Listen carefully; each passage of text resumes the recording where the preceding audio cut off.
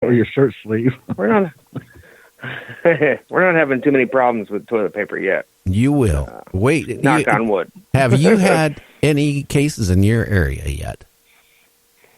I think they just said there was, 10 total in Pennsylvania, or maybe, 10 total in Pennsylvania, but nowhere near us, so. Well, I would stock up with a couple, that's really inexpensive, and it's better than if you don't have it. But the people around here, guys, are freaking out. Like I was saying earlier, you can't go into the grocery store and buy toilet paper. You can't go into Costco. I mean, they put it up, what do you call it? A ton of it, and within an hour, it's gone. People are buying like 10, 15, 20 packs of toilet paper, and they're out within an hour or two. All the grocery stores don't have it. Target, Walmart is, virtually out of it. They put it up by the pallet load. It's gone like within minutes. People are crazy. Even pork and beans and Kippered snacks are getting hard to find. You go into the stores. Seriously, my wife, works full time for a major computer company. She runs their service center down at Boeing's aircraft. And you know what? On the weekends, because she wanted to make a little extra money, she went out and got this job with like what my son does. He goes out and delivers groceries. And she goes into all the major stores because people order online what they want. She goes and gets it and delivers it. Finding the stores are almost out of everything. Fruit, vegetables, fresh, organic stuff is almost gone. Cooking oil's gone. I mean, diapers are gone.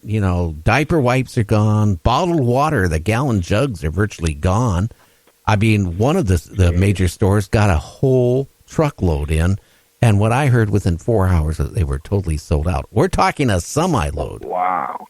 People are panicking around here because now we're up to 22 deaths in a week. Oh, and people are going scared. And, I belong to a local group here, and they're like texting me. I'm getting all these texts all day long now saying, Gary, what should I do? And I'm not a doctor. All I can tell you is wash your hands a lot. Stay away from people if you can. And certainly, what I did is got diaper wipes. The unscented diaper wipes got the highest percentage of rubbing alcohol you can get. And I kind of immersed the whole, package by pouring in about almost a half a bottle in that package of rubbing alcohol. And I gave it to my wife and said, here, use this. Wipe down the computers before you touch it. Wipe your hands off if you go in the stores. Because what do people do? They pick up canned goods. They read it, right? Yep. And what's in it? Then they put it back down. They touch packages of meat. They put it back down. They don't buy it. This virus normally survives 3 to 5 hours.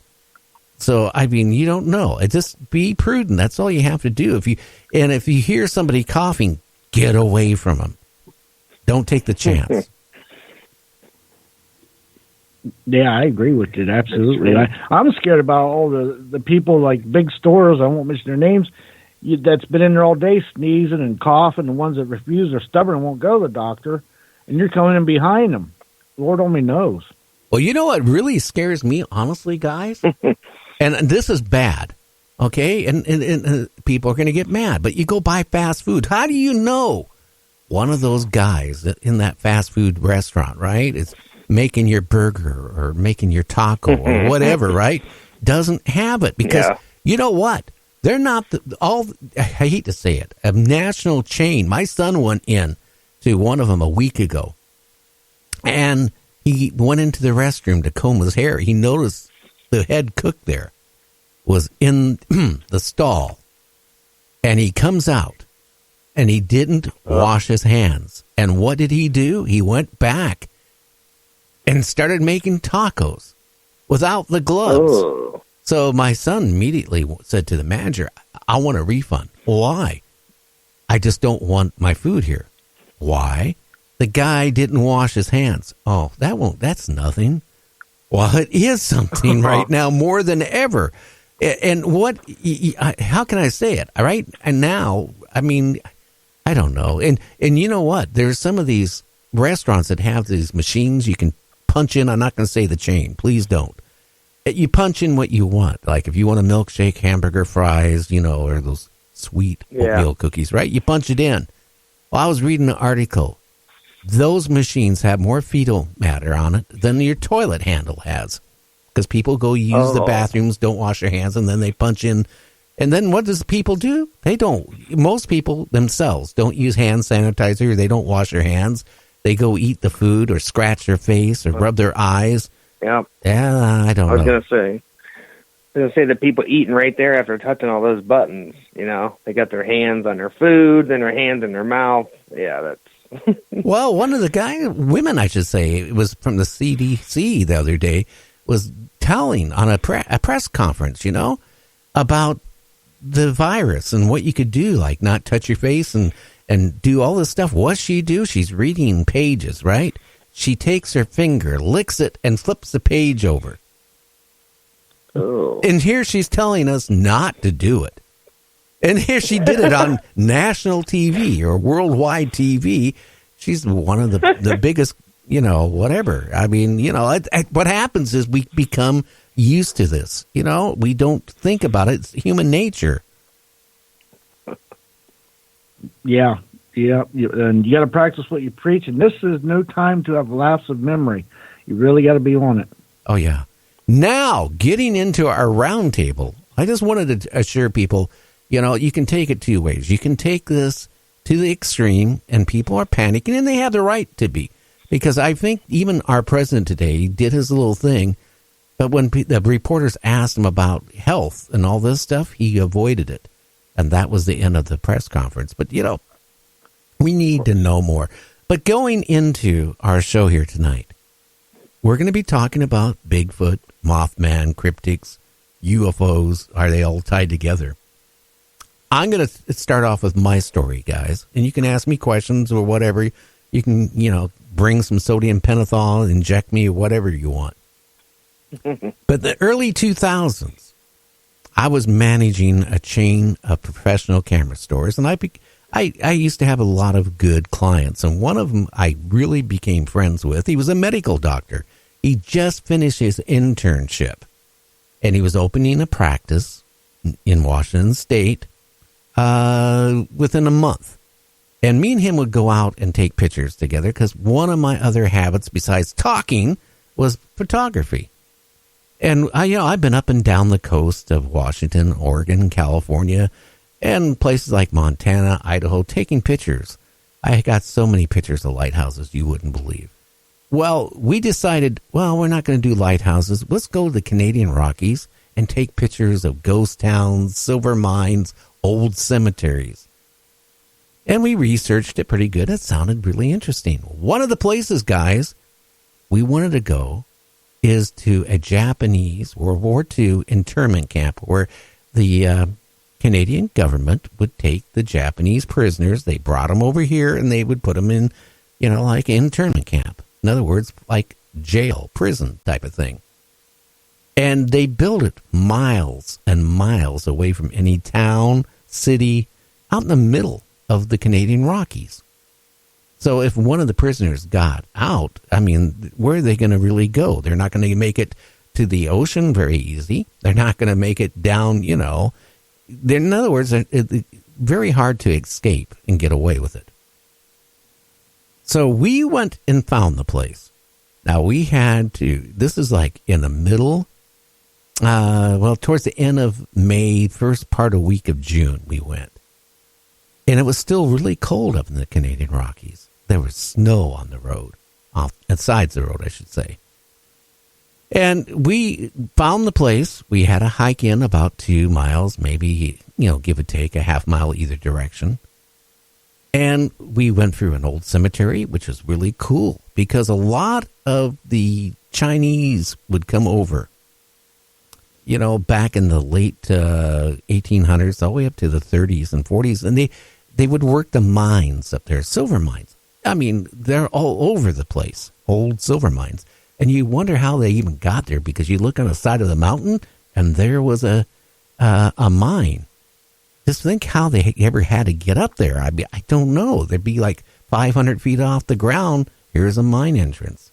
Scary type of situation.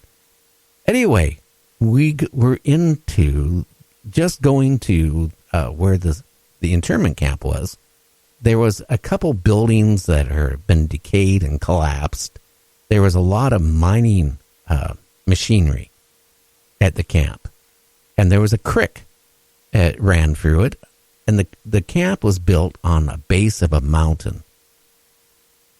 And on that mountain, there was naturally a silver mine. So I don't know if the prisoners worked the silver mine, while they were interned. I have no idea. Now, again, we were miles from nowhere.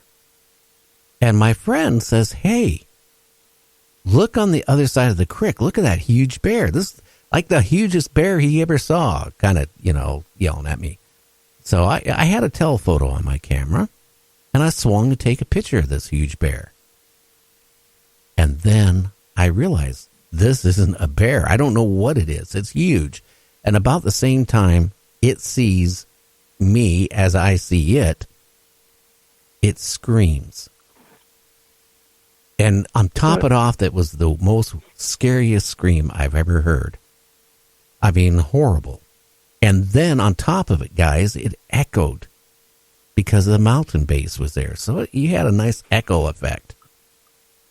And then I noticed it decided it was going to come over the creek. So me and my friend decide we're going to get out of there as fast as we can. In fact, you know what? I don't know if the lenses are still there, but I left my bag of lenses for my camera there. Never went back. And we're talking expensive lenses because it was for a digital camera, where you could interchange the lenses. And they were probably $1,000 or $1,500 worth of lenses. I just left there. I didn't go back. Trust me. And we took off running. Now, I'm going to tell you this. Now, this is honest for God truth. This thing was running between 2 legs and 4 legs. Now, people have said to me, oh, yeah, sure, Gary. Yeah, Bigfoot run on 2 legs. Well, what I saw when I turned around those couple of times, it was running. Back when I saw it coming over through the creek, it took off running between 2 legs and 4 legs also there. That's when I noticed it. I thought it was strange. Now, this thing stood somewhere between about 7 feet, maybe a hair taller, something like that, and weighed, God, I'm not good at weight, somewhere in the 500-pound range. It was big. It was big, and it was dark. And the face, and I've never really talked too much about it. It did not have quite a face of a monkey. It did not have a face of a human, but it had kind of like a prehistoric looking face, but it was covered with a lot of hair except on its forehead. Okay, there was a spatch on the forehead. Around its eyes, it was you could see skin, and the rest of it was all hair. That I can tell you. And did I see what sex it was? Well, it didn't have boobs, I can tell you that, but I couldn't see anything else, and I didn't bother to look to see anything else. All I know is it chased us for about 2 miles back to the car, and I was never so scared in my life. And I made it back to the car before my friend did. And as I'm getting up to this car, which was actually a new car, my wife just bought it several weeks before this trip. I had a Jeep. It was fairly late, but it had 100,000 miles on it. And my wife says, no, take the new car. You don't want to break down up there. And, the thing is, I'm opening the car door, guys, and I see this creature like 25 feet away from where the car is, standing there next to a tree, bending it over and screaming. I'm getting in the car. I'm starting it. My friend is just coming to the car. Did I even think about my friend? No. All I could think about was getting out of there, and I shoved it in gear. And my friend actually, at that point, had the door open. He had one leg in the car, and I was dragging him. And I stopped, maybe 30, 40 feet, and he got in. But I can tell you, it was not a friendly encounter. The thing threw a huge rock at the car, and it took out the passenger